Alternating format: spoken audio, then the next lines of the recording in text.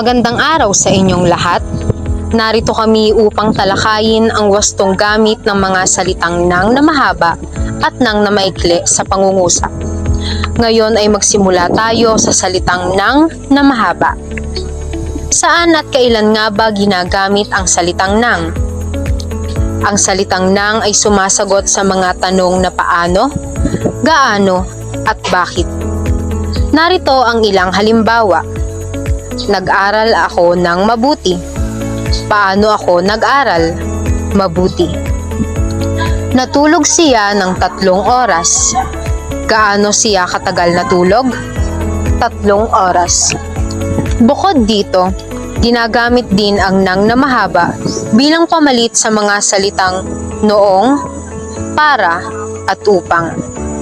Halimbawa, nagbago ako simula nang dumating ka. Sumunod tayo sa mga batas nang hindi tayo mapahamak.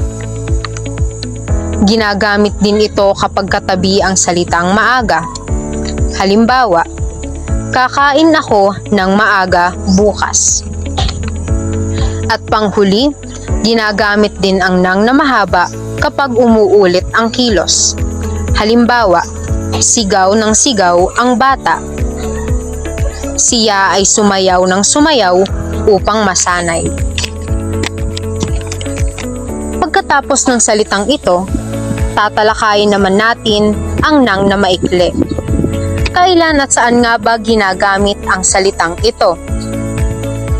Ang nang na maikli ay sumasagot sa mga tanong na ano, nino, at kailan. Narito ang mga halimbawa. Si Clark ay lumabas ng tanghali.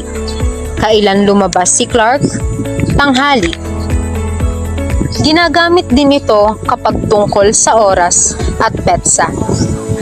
Halimbawa, naglalaro ako sa labas tuwing 2:00 ng umaga. Bukod dito ay ginamit ito sa salitang ubod ng, saka ng, at puno ng. Iyan ang wastong gamit ng mga salitang nang na mahaba at nang na maikli sa pangungusap. Ganoon na rin sa pang-araw-araw nating pamumuhay.